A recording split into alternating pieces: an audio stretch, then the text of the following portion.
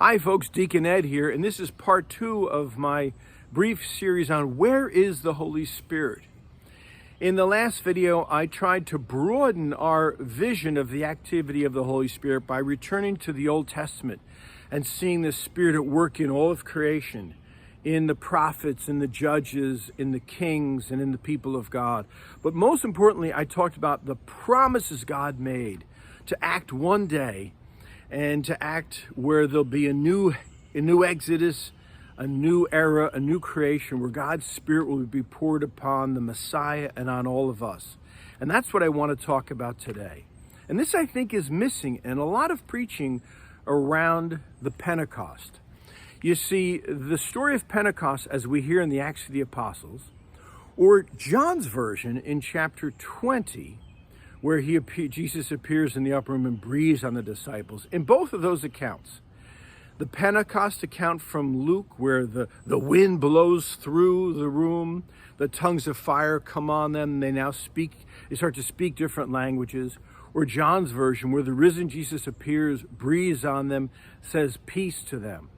In both of those accounts, the writers of the New Testament are trying to use all kinds of biblical imagery to signal to us that a new era has dawned, a new age, a new creation has dawned, now that Jesus is raised and the Holy Spirit is poured upon us. And I think that's missing in a lot of preaching, that the coming of the Spirit means we are living in a new era, a new epoch, and that we are meant to be new people, not living out of the forces and the spirit of the present age of envy and jealousy and hatred and cruelty and injustice. No, we have access to the Spirit of God that creates the world, the Spirit of God that has raised Jesus from the dead. And so I want to say a few things about where the Holy Spirit is present now for Christians. The first place is in the Christian community. The Holy Spirit is kind of the atmospheric condition that we breathe in when we participate in the life of the Christian community, in worship and in social events and in ministry. The Holy Spirit is the atmosphere that allows the Christian community to be Christian. It's what gathers us for worship. It's what sends us out to ministry.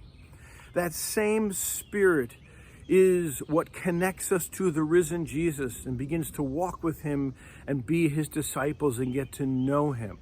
That same Spirit moves us to praise and worship God for the new life we experience with Christ.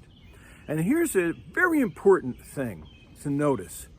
The Holy Spirit enables us to relate to each other and the world in new ways that were not possible before, because we were enslaved by sin and by our wounds and by the cruelty of the world. But the Holy Spirit has freed us from our past and from those wounds and our sinfulness to live as disciples of Jesus.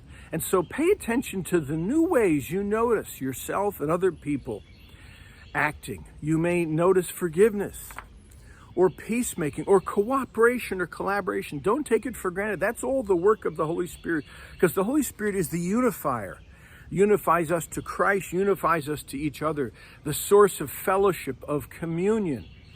It's the Holy Spirit that allows us to live in peace and joy, to act with generosity, to be reconciled to each other, to engage in all kinds of ministry. It's the Spirit that is the energy and engine of all Christian ministry, of the creation of new ministries.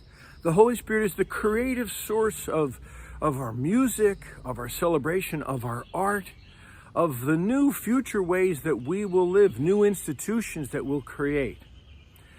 And finally, the ultimate gifts of the Holy Spirit are not really being slain in the Spirit or speaking in tongues. Paul he minimizes those gifts. He prioritizes the gift of wisdom and knowledge, the gift of healing, the gift of discerning spirits. And ultimately for Paul, the greatest gifts, and this is where I want you to first notice the Spirit at work in your life, is the gift of faith, of allegiance to Jesus, of wanting to give yourself to God in service. It's the gift of hope that comes because God's new life has poured into our dark world, and we now have hope to live in another way. Hope that God's new world will finally and fully come. And finally, love. Loving as Jesus loved. A love that is not a feeling, but a cruciform love. The Spirit enables us to love by putting the needs of the other first. And that requires our freedom from our own self-obsession and our ability to be concerned about the needs of the other. So my friends, I hope that these two videos have really expanded your sense of the many dynamic and active ways the Holy Spirit is at work in creation, in the Christian community, in our small Christian communities and friendships and families, and in our own personal life and inner life.